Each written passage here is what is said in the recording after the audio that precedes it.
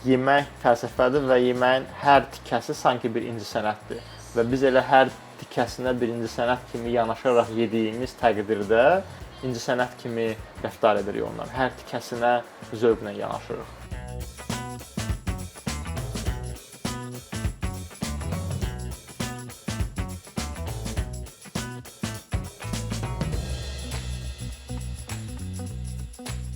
Bu nənəmin çaynikidir. Samovarın üstündə o qədər qalıbdır ki, dəmləyəndə hələ də belə közünün o samovarın iyisi gəlir. Elə mən hər şeydə yəqin ki, elə o vaxtdan başlayıbdı. Uşaq vaxtı nənəmin yanına ziyarətə gedirdim tez-tez. Daşkəsəndə Xaşbulaq kəndinə. 10 il əvvəl gedəndə nənəmin yanına Şəfqə xala bizə qəşəng pendir verirdi. Deyirdi ki, istədiyin yumurtanı oradan toyuğun altından götür. Axırıncı dəfə bir 2-3 il əvvəl gedəndə bizə dedi ki, gələndə mağazadan, pomidordan zaddan, nəsə belə qatıqdan zaddan alıb. Belə başa düşdüm ki, nəsə problem var da, yəni artıq ənənələr itir, kəndlilər köçür, kənd məhsulları növbəti nəslə keçə bilmir və bu ciddi bir problemdir və bu problemi necə həll edək? Məni çoxsu aşpaz kimi tanıyır, səyahətçi kimi və yaxud sosial sahibkar kimi hərə bir cür tanıyır. Amma mən düşünürəm ki, bir qısa özümü ifadə eləsəydim, yəqin ki, mən səfir olardım, təbiət səfiri. Mən düşünürəm ki, mən bitkilərlə, tərəvəzlərlə danışa bilirəm, onların eşidilməz səsini eşidə bilirəm və bu ünsiyyət metodunu insanlara da ötürmək istəyirəm. Və təbiət və insan arasındakı ünsiyyət metodu elə yeməkdir. Və ona görə də əslində bu bir ünsiyyət metodudur, nəinki başqa bir sahə deyil, bu ünsiyyətdir. Və aşpazlar da elə mən də qarışıq biz səfirik və bugünkü ünsiyyət metodu fərqli ola bilər. Məsələn, pizza ola bilər və yaxud bir... Məsələn, dünənləri atama deyirəm ki, mənə nar turşusu göndər.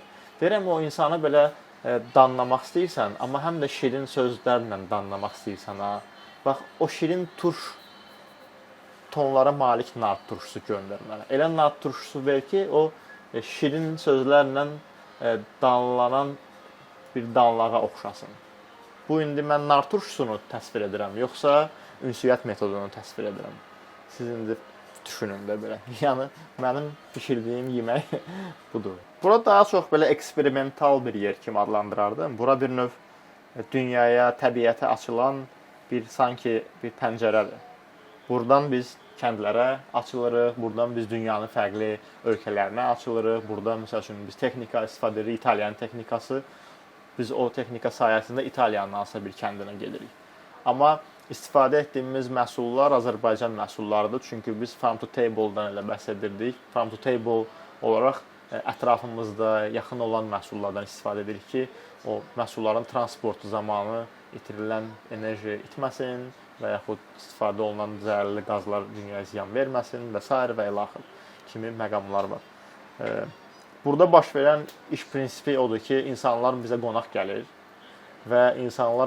gəlir və monetizasiya belə baş verir ki, birinci qonaqlar müraciət edir, mən qonaqları dəvət edirəm.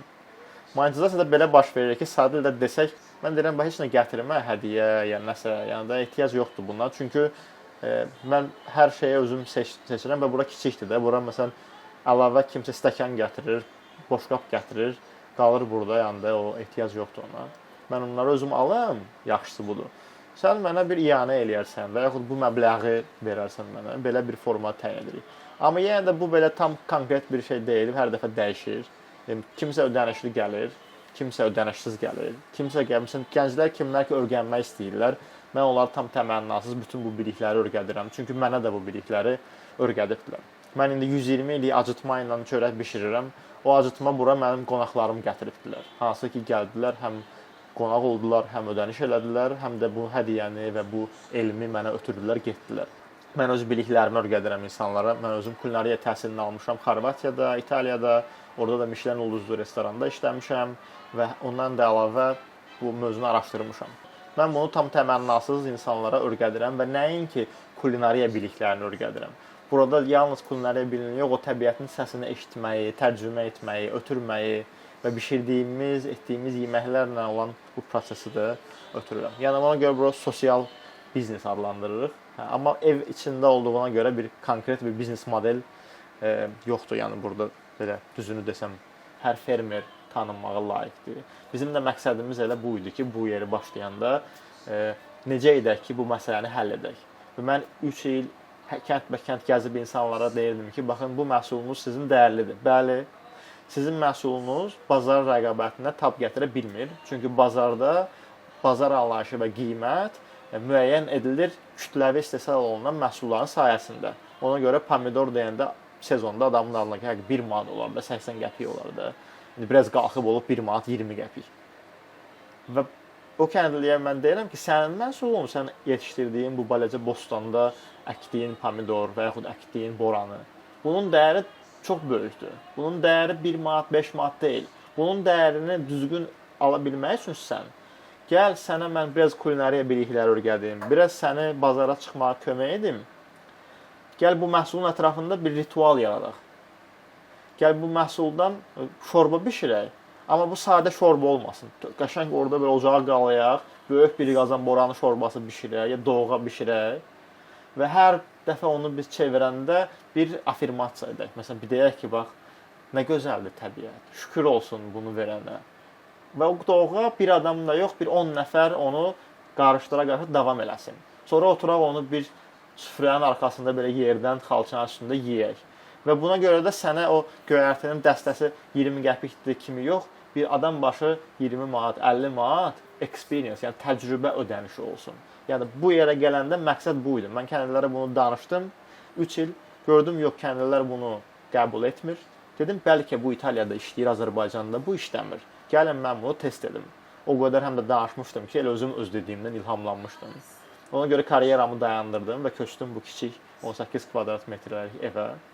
Və burada həmən təcrübədən elə özüm olmağa qərar verdim ki, mən olum onda, görüm bəlkə bu işləyirmi? Sonra kəndlilərə gedəndə kəndlilərə artıq öz təcrübəmdən danışım. Etmədiyim şey necə deyə bilərəm? Yox ki, eşitmişəm italyanlardan. Və birinci il çətin oldu. Mən bilmirdim necə satım, bişirirdim, paylayırdım hamıya, hamı gəlirdi, yeyirdi, əla təsdiqləyirdi, gedirdi. Başa düşdüm ki, burada işin içində ancaq elə yemək vermək, iş qurmaq, kömək eləmək deyilmiş.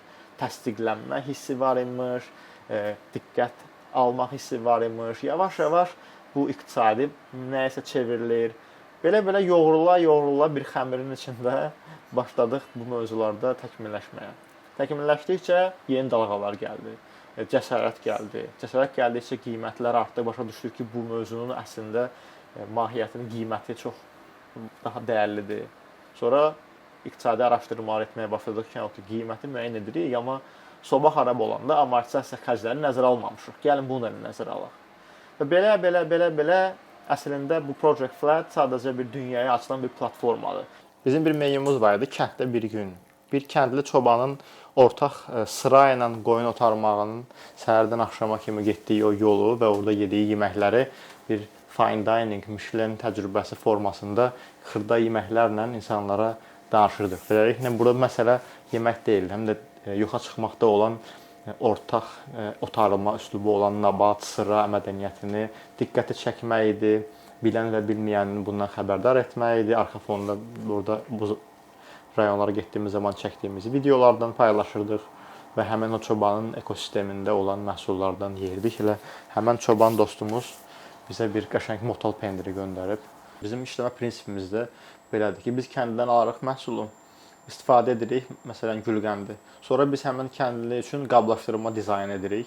O məhsulu brendləşdirməyə çalışırıq. Pillə-pillə bunun üzərində işləyirik. İndi imkanımız olduğu qədərincə. Əldə etdiyimiz gəlirin 50% buna gedir. 50%-nin da 20% buna gedir, 20% insanların təlimləndirilməsinə gedir, 10% isə araşdırmalara gedir ki, mən avtobusda yaşayıram, araşdırma zamanı gedirəm, kənd gəzirəm, orada vaxtımı keçirdirəm, yəni bir günlük gedib gəlməklə olmur.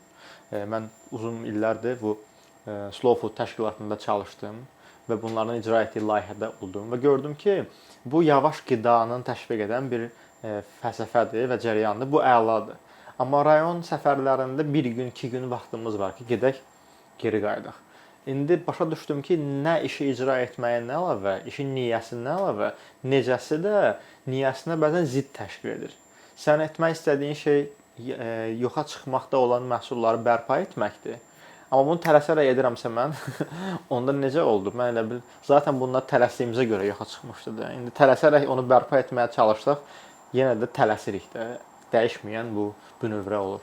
Bu yerin yaranma səbəbi odur ki, o kənd məhsullarını yetişdirən insanlar öz evlərində qonaq qəbul edib, təcrübələr edib o məhsulun dəyərli olduğunu başa düşsünlər, gəlir əldə etsinlər, farm to table yaransın. Bunu edə bilməkləri üçün də onlar sosial şəbəkə və s. kimi mövzularda o qədər də çətin olacaq onları bunu hər tərəfləməyə. Hətta mən özüm belə bilirəm ki, mənə çox çətindir hər şey eləmək. Ev yığışdır, yemək bişir, xəmir qarışdır, video çək, onu paylaş. Bunu elə bu mümkün olmurdu.